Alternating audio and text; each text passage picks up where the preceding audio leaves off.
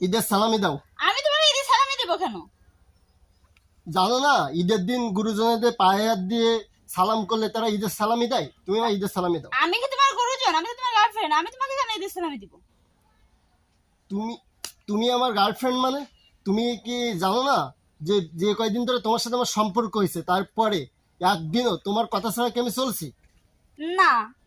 তাহলে যতক্ষণ না, তাহলে তুমি আমার কি হলে গুরুজন, তাহলে তুমি আমার সালামি দিবা। দাও ঈদের সালামি দাও, আমি আবার তোমার কাছে এই সালাম করে সালামি চাবো, তুমি সালামি দিবা। ঠিক আছে, যান ঈদের সালামি দাও। জান, এই নাও তোমার ঈদের সালামি। তুই এটা কি দিচ্ছিস? মাত্র কি দিচ্ছিস তুই এটা? 200 টাকা? ঈদের ঈদের দিন একটা ভিক্ষুকের কেউ 200 টাকা দেয়? একটা ভিক্ষুক হলে তো আর তো 500 টাকা দেয়, তুই মাত্র 200 টাকা দিচ্ছিস। আমি আবার তোরা সালাম করব, তুই আমার ঈদের সালামি দিবি। ঈদের সালামি দাও। জান, এই নাও, এইটা ছাড়া আমার কাছে আর নেই, এটা তোমার ঈদের সালামি। কি তুই মাত্র 500 টাকা দিচ্ছিস? আর 500 টাকার কথা বলছি বলি 500 টাকা দিচ্ছিস? ঈদের দিন কেউ 500 টাকা দেয়?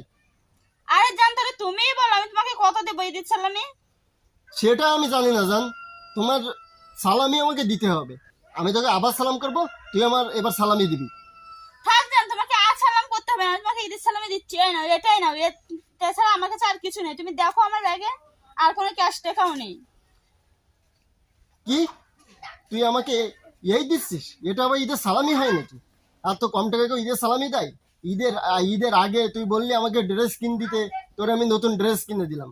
তুই আবার ঈদের সালামি চাচ্ছি তা আজকে ঈদের দিন আমি তোর কাছে চাচ্ছি। এতদিন তো তুই আমার যে যে আবদার করছি আমি সব পূরণ করছি, আজকে তোর কাছে আমি চাচ্ছি আর তুই এই দিচ্ছিস আমার সালামি।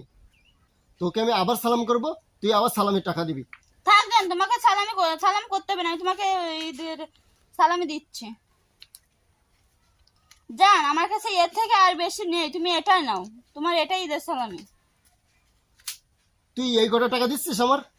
তুই কি আমার ফকির পাইছিস যে তুই আমার এই কটা টাকা দিচ্ছিস?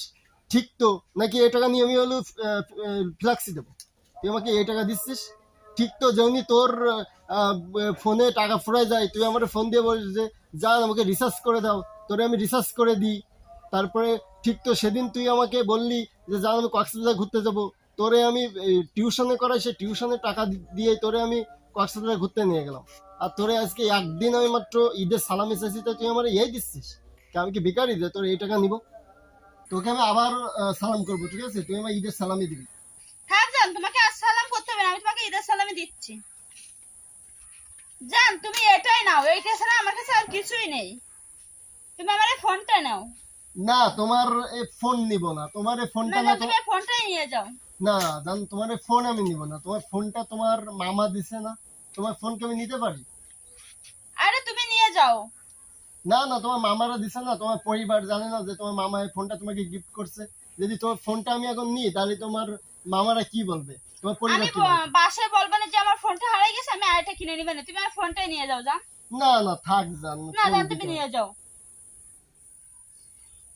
ফোন দিচ্ছ? জান চলো তাহলে রেস্টুরেন্টে যাই, যে খেয়ে আসি।